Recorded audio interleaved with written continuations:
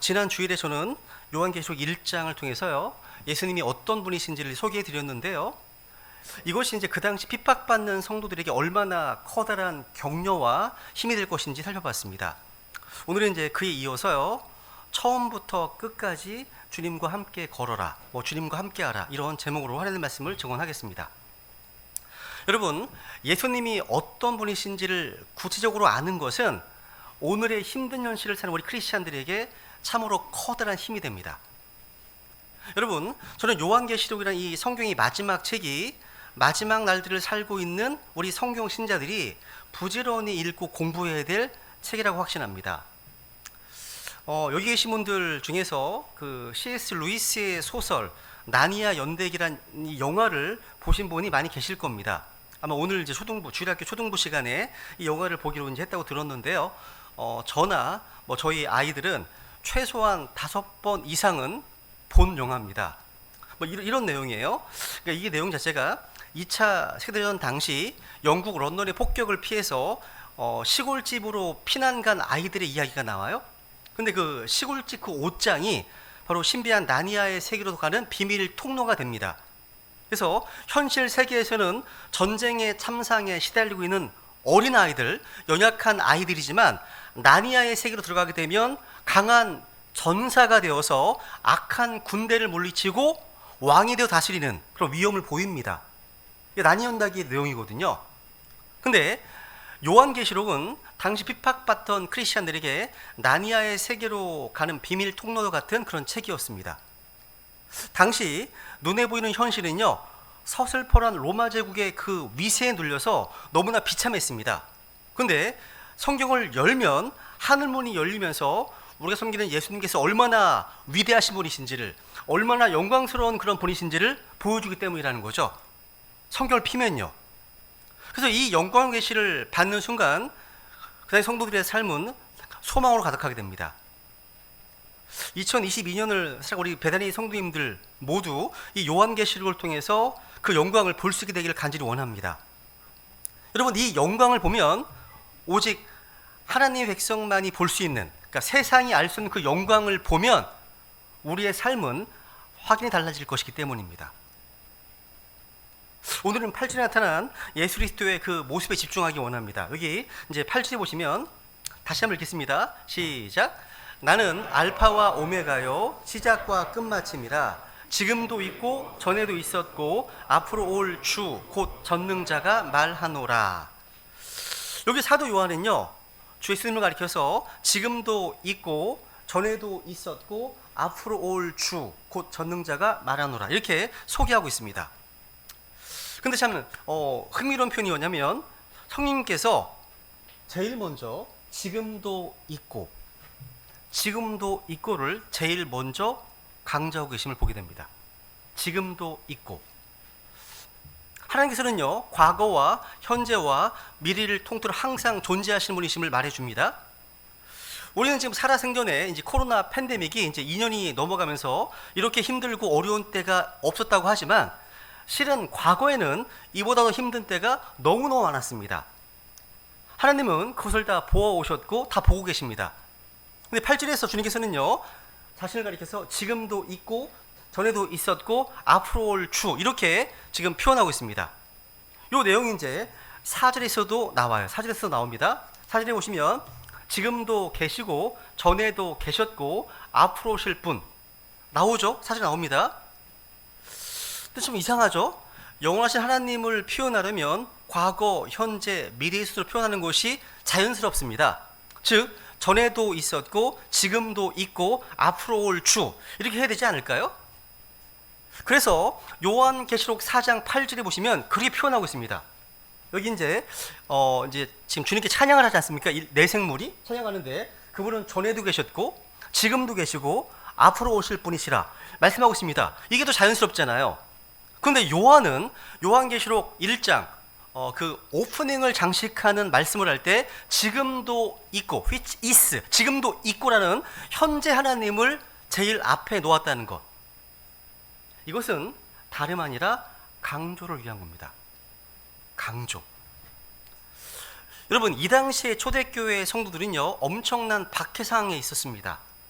아무리 기도해도 하나님은 응답하시지 않고 로마는 갈수록 강성해져만 갑니다. 이제 하나님의 교회는 다 끝난 것일까요?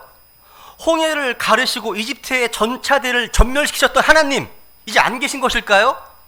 그러니까 하나님이 살아계시다면 왜 성도들의 고난을 방치하십니까? 여러분, 그때 요한은 이렇게 말하고 있습니다.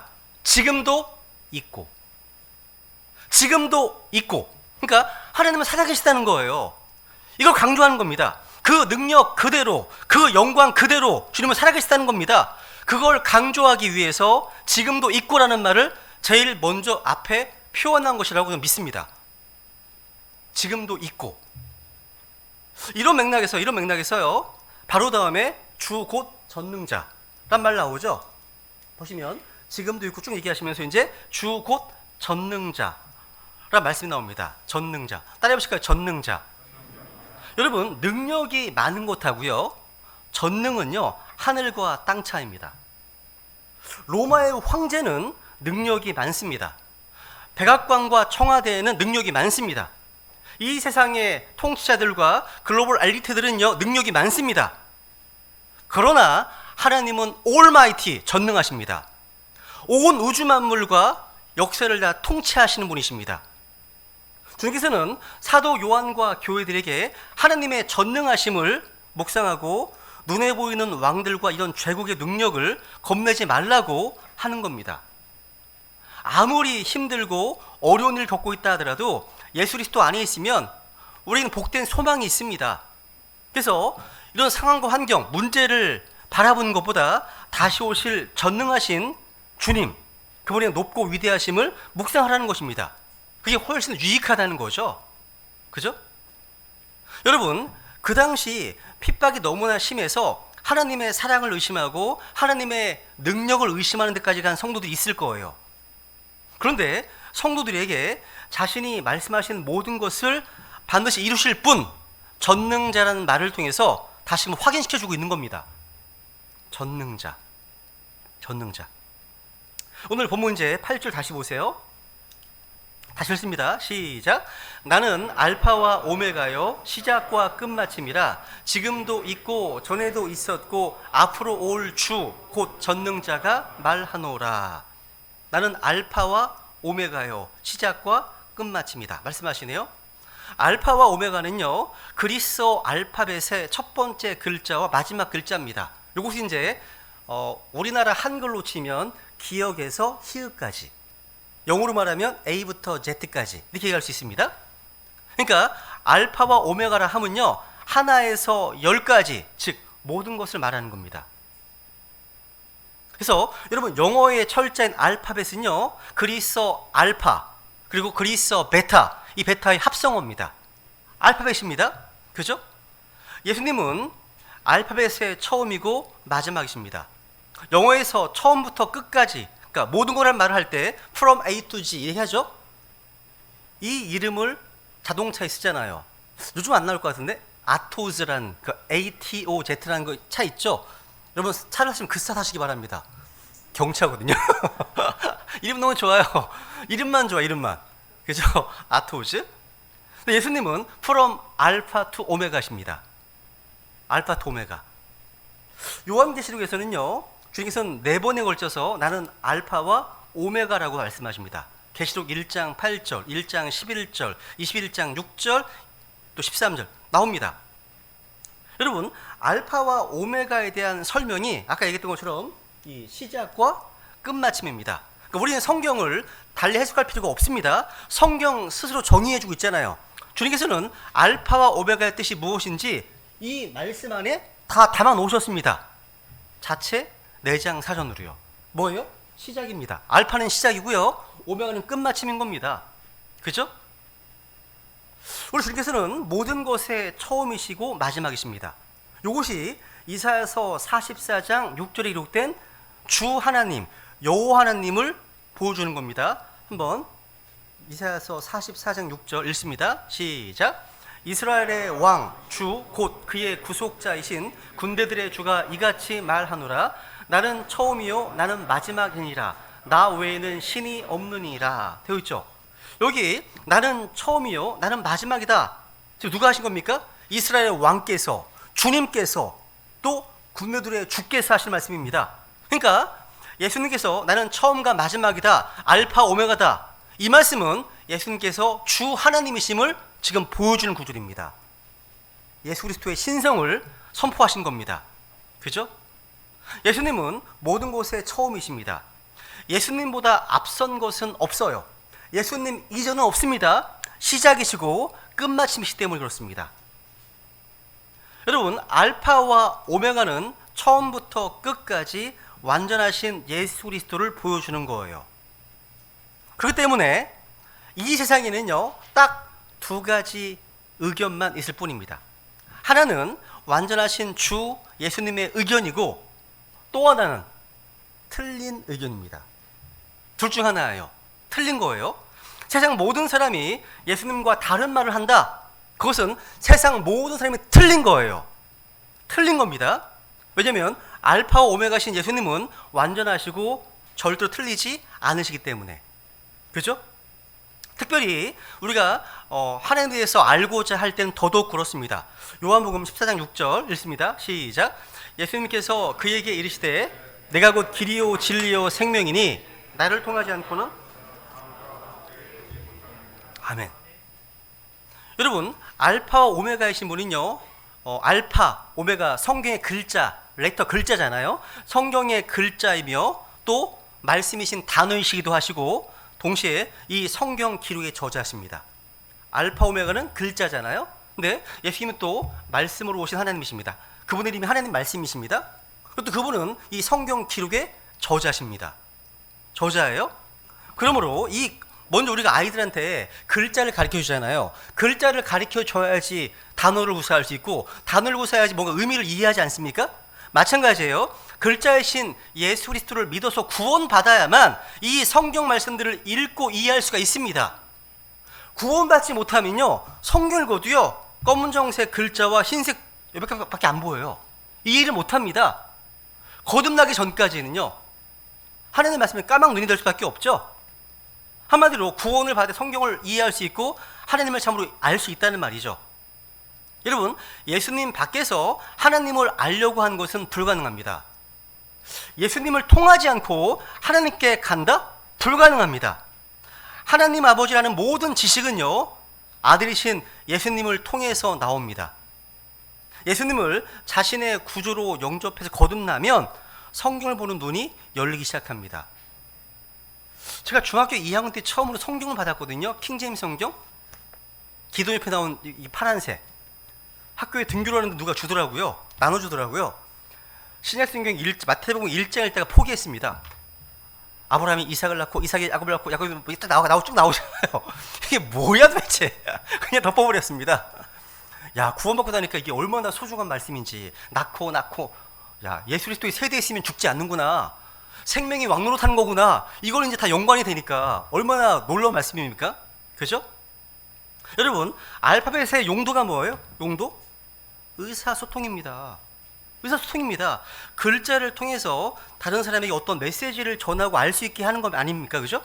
근데 하나님의 알파벳이 바로 예수 그리스도십니다. 예수님이신 거예요.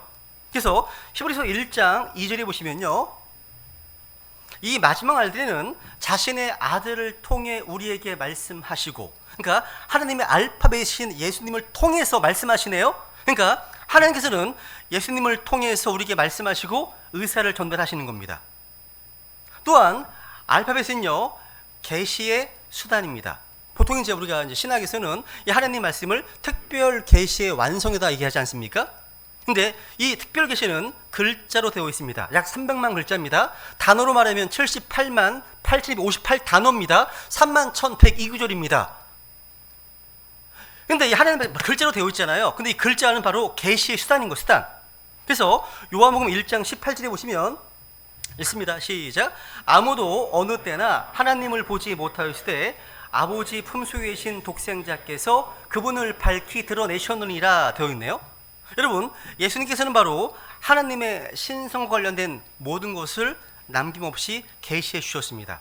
하나님의 능력, 하나님의 사랑, 하나님의 지혜, 하나님의 거룩, 하나님의 전능하심, 무소부재하심, 심판, 다 다 보여주셨습니다. 이것은 예수님께서 바로 하나님의 알파벳이시기 때문입니다. 여러분, 성경은요, 한 글자도 뺄 수 없습니다. 글자 하나 뺄 수 없습니다. From cover to cover. 하나님의 말씀입니다. 뺄 수 없습니다. 왠지 아십니까? 알파벳 가운데 한 단어, 한 글자 한 글자가 다 소중하기 때문이에요. 예를 들어서 여러분, 영어로 말하면, 영어 알파벳을 하면 O 라는 단어, 글자 아시죠? O. 이게 사람의 감정을 기쁠 때, 슬플 때, 뭐 놀랄 때, 오! 그러지 않습니까? 이 오 자체에 의미가 있어요. 의미가 있습니다. 그래서 성경은 한 글자도 변개되거나 첨가되거나 삭제되어서는 안 되는 겁니다. 이 성경은요, 알파와 오메가 되시는 주님께서 특별히 주시는 말씀입니다. 있는 그대로 완전하기 때문에 여기다 뭔가를 더하거나 빼는 것은 다 거짓입니다. 여러분, 다이아몬드는 색칠하지 않습니다. 왜 그렇죠? 원색 그대로가 완전하기 때문이에요. 그죠? 알파 오메가이신 예수님이 그러하십니다. 있는 그대로 완전하시기 때문에 우리가 예수님을 도와드릴 수 있는 것이 아무것도 없습니다. 주님 말씀 역시 마찬가지예요. 기록된 그대로 퍼펙트하기 때문에 우리가 성경 말씀을 뭔가 변개, 바꾸어서 주님을 도와드리려고 하는 것 전혀 필요하지 않습니다. 필요하지 않습니다. 주의 말씀은 처음부터 참되고 완전하기 때문이에요. 여러분, 오히려 우리가 이 말씀에 손을 대기 시작하면 그때부터 문제가 생기기 마련입니다. 여러분, 사무엘하 6장에 보시면 기억하십니까? 우사가 하나님의 언약궤를 도와드리려고 하다가 만졌잖아요. 소가 뛰니까 어떻게 했습니까? 우사는 그 자리에 즉사했습니다. 하나님의 말씀은요, 원북 스탠드 얼론, 홀로 서 있습니다. 누구의 도움도 필요하지 않습니다. 자체 완전하기 때문에. 여기에 인간의 악한 손이 들어가게 되면, 변개가 되면 문제가 심각하게 발생하는 거예요. 이건요, 그죠? 주님께서는 주님의 이 완전한 말씀에 우리의 완전한 순종을 요구하시는 겁니다. 완전하기 때문에 순종하라는 겁니다. 완전하기 때문에. 여러분, 예수님께서 자신을 알파와 오메가라고 하실 때는요, 다른 말로 얘기하면 모든 논쟁과 회의는 예수님에게서 끝나게 되는 거예요. 여러분, 복음서에 보시면요, 사람들은 어려운 문제들은 모조리 예수님께 가지고 왔어요. 안식일 지키는 문제, 뭐 가늠하다 걸린 너희들 용서할 거냐 정죄할 것이냐 문제, 날 때부터 눈먼 사람의 어떤 그런 그 아픔이 누구 잘못 때문이냐, 자기 잘못 때문이냐 아니면 부모님 잘못 때문이냐, 이런 문제, 또 영생 없는 문제 등등. 이게 실제로 뭔가 몰라서 물어본 것도 있지만 인간들끼리 다투다가 결론이 나지 않아서 혹은 주님을 시험하기 위해서 물어본 것도 많습니다.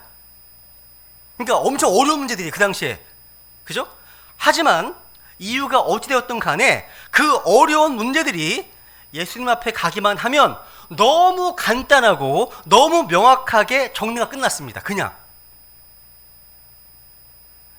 여러분, 예수님은 한 번도요, 이 문제 정말 어렵다, 네이버에 물어봐야겠다, 이렇게 하시면서 머리를 걸쩍걸쩍 고민하시는 게 없습니다. 답이 바로 나옵니다. 모든 것이 아주 분명합니다. 클리어하다는 거죠. 그러니까 주님 말씀 가운데 뭐뭐일지도 모른다? 없습니다. 불확실성이 없다는, 추측이 없다는 거예요. 확실하다는 겁니다. 여러분, 왜냐하면 이분은 모든 지혜와 지식이 완전하신 분이시기 때문에 그렇습니다.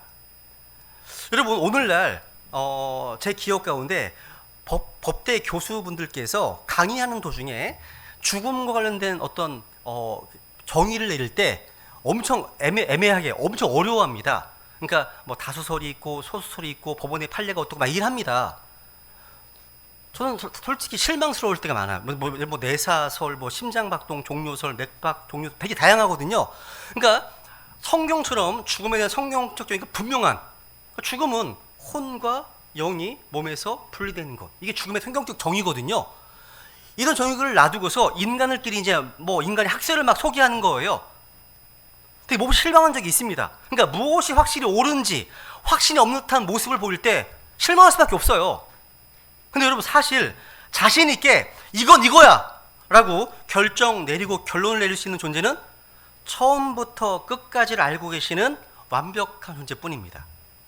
그죠? 알파와 오메가이신 예수님이 바로 그런 분이십니다.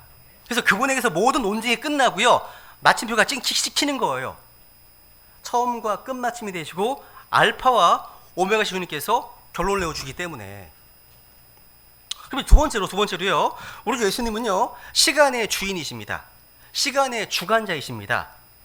여러분, 창세기 1장 1절에 보시면 처음에 하나님께서 하늘과 땅을 창조하시니라 되어 있죠. 이 처음에 in the beginning, 아까 주님께서 나는 시작과 I am the beginning 같은 단어예요. 하나입니다. 그러니까 시작이신 예수 그리스도를 보여주기도 합니다. 하나님께서는 예수님을 통해서 모든 것을 창조하셨거든요. 하나님께서는요, in the beginning, 처음에, 어떤 성경에서는 그 시작 안에 라고 번역한 성경도 있습니다. 그러니까 하나님께서는요, 시간을 만드신 분이십니다. 그래서 기술적 8절에 보시면 지금도 있고 전에도 있었고 앞으로 올 주곧 전능자가 말하노라 되어 있죠. 예수님은 하나님의 창조의 시작으로 우리의 과거, 현재, 미래를 어우르시는 분이십니다. 즉 우리가 사는 3차원적 시간에 구애받지 않으시는 분이십니다. 한마디로 예수님은 시간의 주인이십니다. 따라해보세요. 시간의 주인, 시간의 주관자. 여러분, 시간의 주인, 시간의 주관자, 이건요, 시간을요, 이분은 거꾸로 가기도 하고 앞질러 가기도 하는 그런 분이시라는 얘기예요. 원하기만 한다면. 여러분, 영화 같은 데 보면 타임머신을 소재로 한 그런 영화, 드라마 심심찮게 이제 본 기억이 있을 겁니다. 근데 하나님은 우리 인간에게 타임머신의 능력을 주시지 않았습니다. 오직 주 예수님만이 과거, 현재, 미래를 관통하는 분이십니다. 여러분, 이제 어떤 분이요, 쓰신 책이 하나 있는데 그 책에 이렇게 소개하더라고요. 하나님의 시간은 인간의 시간과는 달리 마치 소설을 쓰고 있는 작가의 시간과 같다고 얘기합니다. 무슨 얘기냐면, 소설 속의 주인공이 어떤 일을 하는 걸 묘사할 때 작가는 주인공과 같은 시간의 흐름 속에 있을 필요가 없다는 거예요. 그러니까 작가는요, 그 주인공의 과거, 현재, 미래를 한꺼번에 보고 있기 때문에 과거를 다시 고쳤을 수도 있고 미래 결과를 바꿀 수도 있는 겁니다. 그래서 원래 책에서 나온 그 드라마의 결과가 슬픈 새드 엔딩이었는데 드라마에 나올 때는 해피엔드 끝나는 경우도 많잖아요. 그 시청자들 때문에. 그죠? 그 마음대로 할 수 있습니다. 하나님의 시간도 마찬가지예요. 그래서 성경이 주께는 하루가 1000년 같고 1000년이 하루 같다는 이 한 가지 사실에 무지한 자 되지 말라 말씀하는 겁니다. 그러니까 성경에 보면요, 예수님께서 과거와 현재 미래 모든 것들을 다 보시고 주관하는 분이심을 알 수 있습니다. 그런 구절들이 많이 나와요. 예를 들어서 우리 주님께서는요, 다니엘을 통해서 앞으로 등장할 페르시아, 그리스, 로마, 또 동로마, 서로마, 또 적그리스도 10왕국들, 이런 제국들이 어디서 어떻게 누구를 중심으로 일어나고 어떻게 무너지고 갈라질 것인지 아주 상세하게 예언해 주셨습니다. 이 내용을 연구해 보면 다니엘서가요, 하나님께서 보시는 그 세계 역사의 소용돌이를 얼마나 무섭도록 정확하게 예언하고 있는지를 감탄을 금치 못하게 됩니다. 심지어 다니엘서 8장에 보시면요, 순염소가 나와요. 순염소가 오는데, 이 순염소가 오는데 땅을 닿지 않고 와요. 그러니까 touch not the ground란 말이 나옵니다. 그러니까 원래 이 순염소는 역사적으로 그리스 알렉산더 대왕을 가리키는 인물입니다. 이건 나중에 다가올 적그리스도와 연관된 인물인 거거든요. 근데 땅을 닿지 않고 온다는 말이 무슨 말이에요? 엄청나게 빠른 극초음속 무슨 뭘 타고 온다는 뜻이 날라온다는 얘기예요. 그죠? 성경에 그런 말씀이 있어요. 너무 흥미롭지 않으세요? 그죠?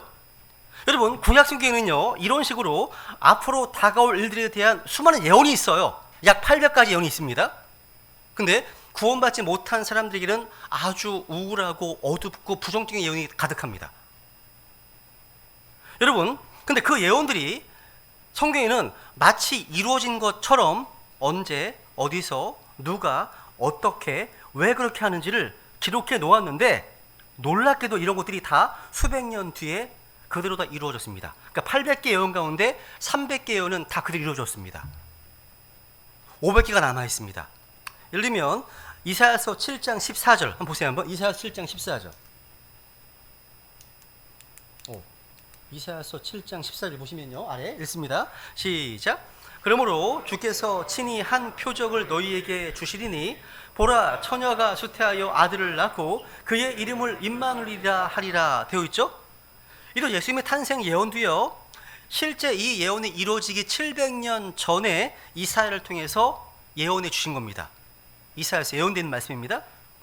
여러분, 아직 일어나지 않은 미래를 이미 아시는 분이 아니라면 이론이 할 수가 없는 거죠. 하나님이 전제하지 않으시면 이론이 할 수 없는 겁니다. 없습니다. 성경의 수많은 예언은요, 처음부터 끝까지 모든 것을 아시는 알파와 오메가이신 예수님을 전제하지 않으면 이해가 안 됩니다. 그래서 그런지 구약 성경을 기록한 히브리어의 특징은 시제가 없습니다. 시제가 없어요. 과거, 현재, 미래가 없고요. 그냥 있다, 없다 있을 뿐입니다. 있다, 없다 이뿐이에요. 그래서 그러니까 문법에서도요, 그냥 완료형과 미완료형만 있습니다. 이 히브리어의 모습이에요. 그래서 여러분, 하나님이 주어가 될 경우에 과거와 미래를 엄밀히 나누는 것이 별 의미가 없어요. 하나님은 언제나 일하시는 분이시고 시간을 초월하시는 I am이시기 때문에요. 스스로 계신 분이기 때문에.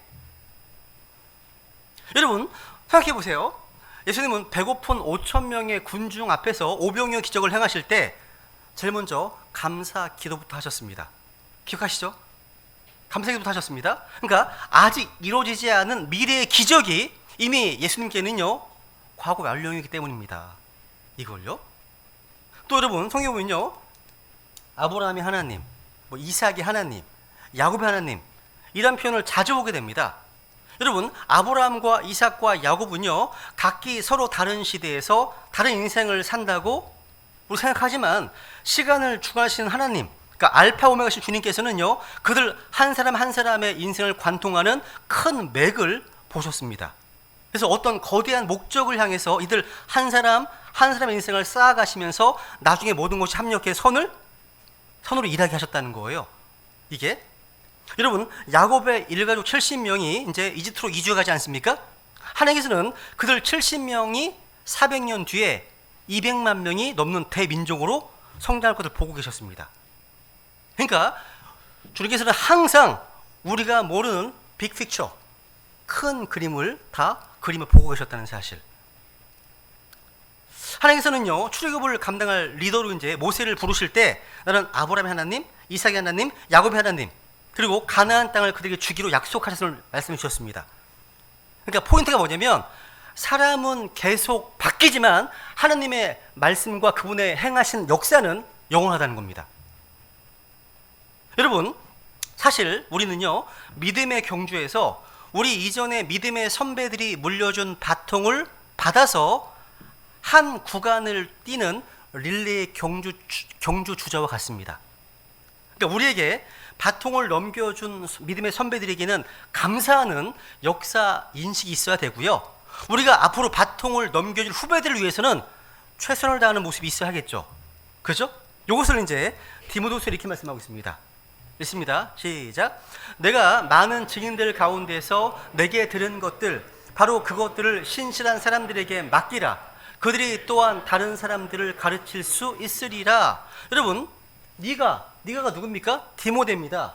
내게 누굽니까? 바울입니다. 여러분, 바울이 디모데를 가르쳤던 것처럼 디모데는 바울에게 배운 그대로 신실한 사람들을 양육했고, 그 신실한 사람들은 또 다른 사람들을 가르쳤습니다.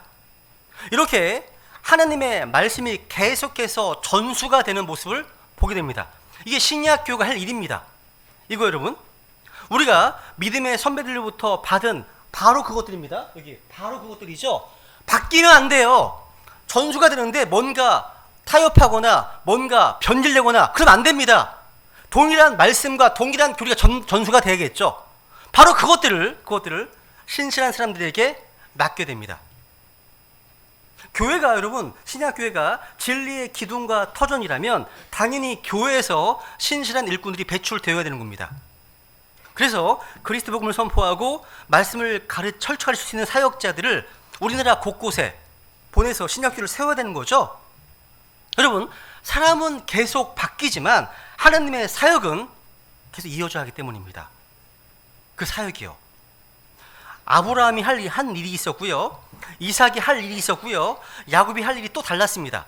근데 처음과 마침이 되시는 주님의 역사에서 그들 한 사람 한 사람이 자기에게 주어진 믿음의 경주를 달리는 것이 너무도 중요했다는 거예요. 우리도 마찬가지예요. 하나님께서 2022년 우리 시대에 반드시 감당해야 될 사명을 주셨습니다. 여러분 각자에게 주셨어요. 여의가 없습니다. 주님 주신 그 부르심을 위해서 최선을 다해야 되는 겁니다. 그 때문에 오늘 하루하루를요 허투루 써버려서는 안 되고요. 이 한순간을 쉽게 생각해서는 안 되는 겁니다.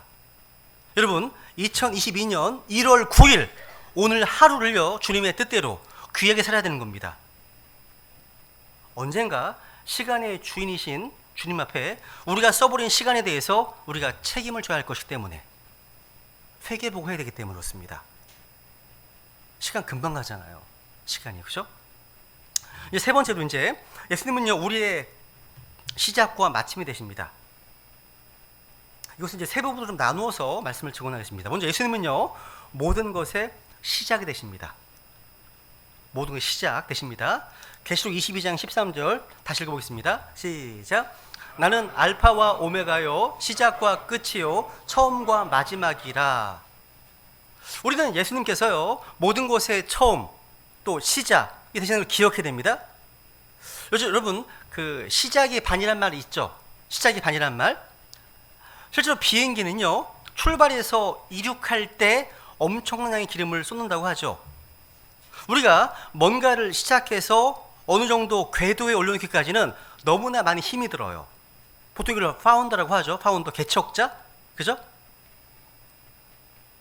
여러분 아무리 대기업의 임원이라 할지라도요 작은 구멍가게 일망정 처음부터 시작해본 경험이 없다면 창업자의 마음을 결코 모릅니다.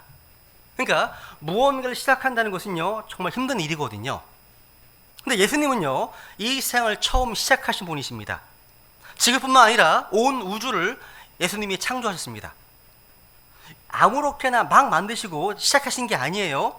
창세기 1장에 나오는 그 창조 과정을 보시면 건물의 기초 공사를 하시듯이 주님은 하나하나 놀라운 지혜와 법칙으로 세상을 디자인하셨습니다. 주님은 디자이너시거든요. 그리고 모든 것을 목적 없이 만드신 것은 없습니다. 세상의 모든 것들, 좋은 것들은요 하나님께서 목적을 가지고 시작하신 거예요. 근데 하나님의 그 창조 목적이요 죄가 들어옴으로 망가지기 시작했습니다.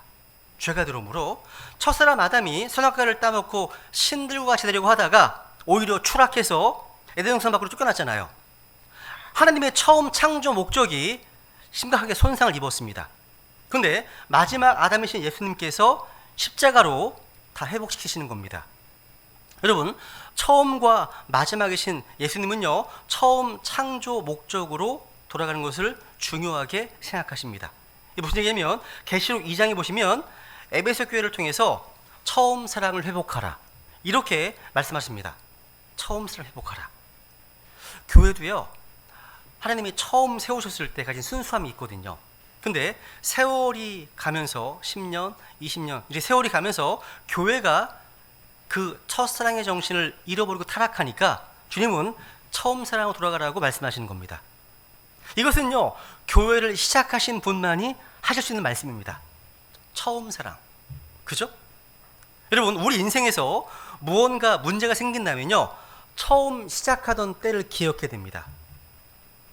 여러분 어떻게 시작했는지 한번 기억해 보세요. 이것을 세상에서는 초심을 회복한다 이렇게 말도 표현하지만 우리는 처음 겸손하게 주님 앞에 나와왔을 때 우리를 구원해 주신 그 첫사랑을 회복하라는 겁니다. 또 이것은 우리의 삶의 여정 가운데 무엇이든 처음 시작할 때 우리는 모든 것의 시작과 끝마침이신 예수님께 간절히 의지해야 됩니다. 그분이 시작이시기 때문에.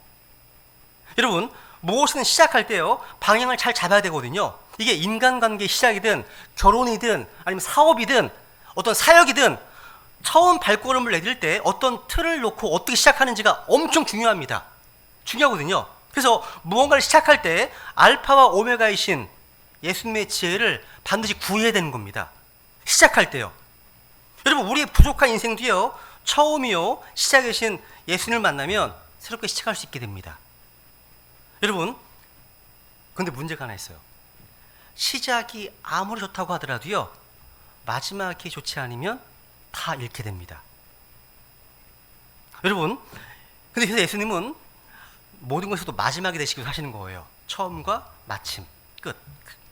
여러분, 그런 말 아세요? 야구는 9회 말 투아웃부터라 시작, 이런 말이 있어요.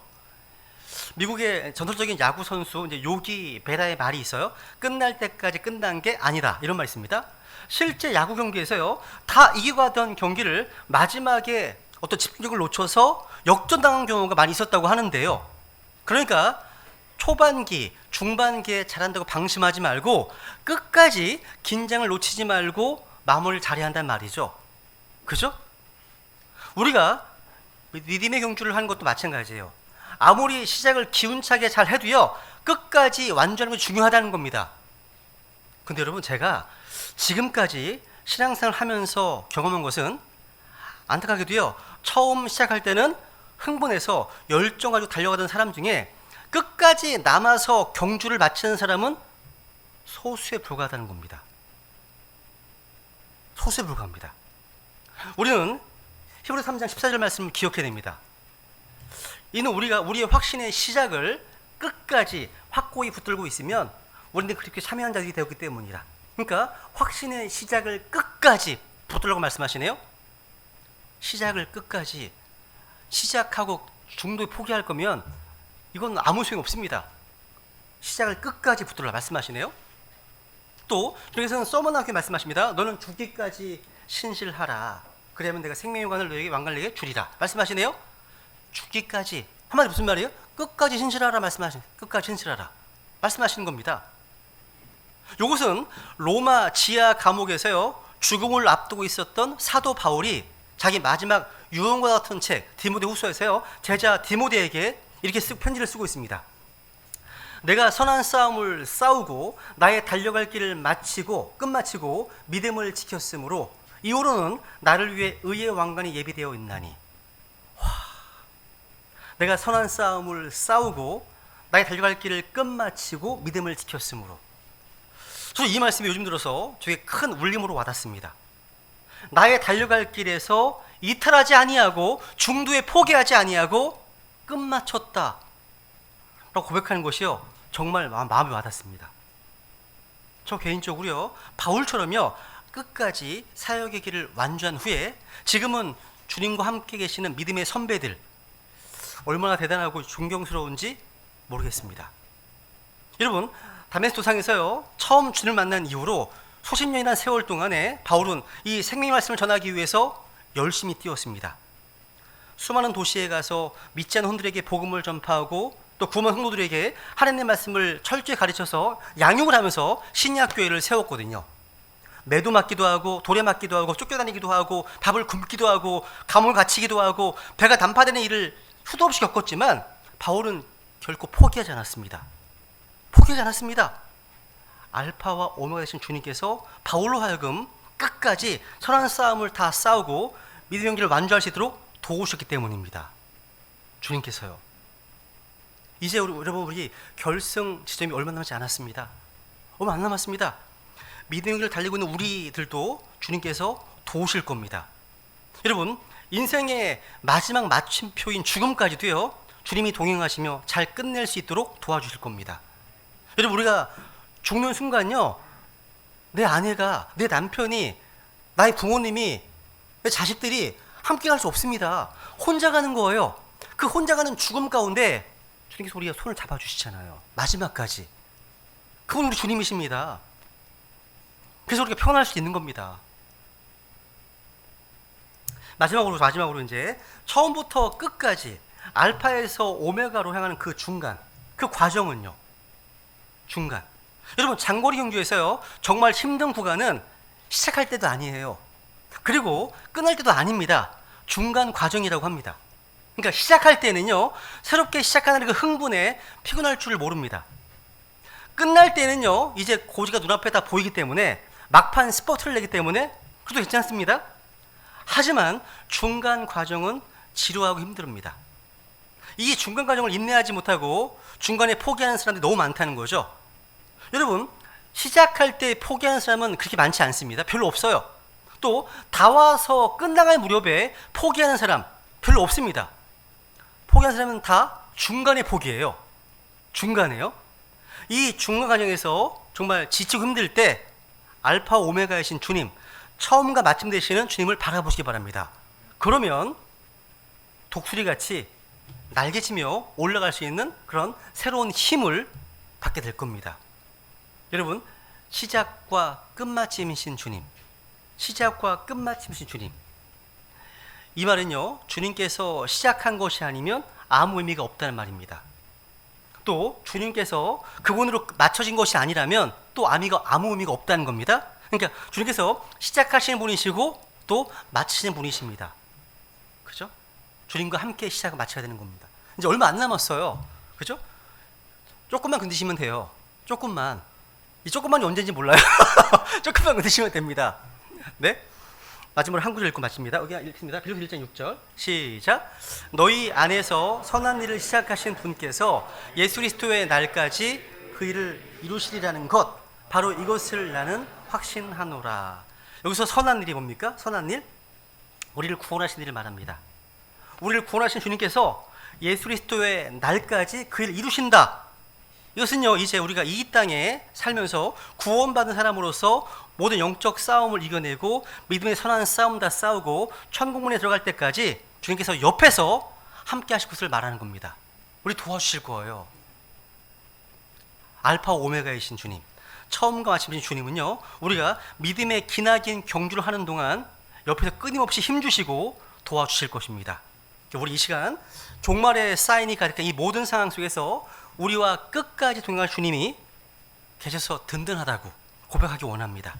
또 주님께 나의 달려갈 길을 마치고 믿음을 지켰다는 바울의 고백처럼 우리의 믿음의 여정을 끝까지 완수할 수 있게 해달라고 간구하며 주님께 은혜를 구하겠습니다. 우리 같이 기도하시겠습니다.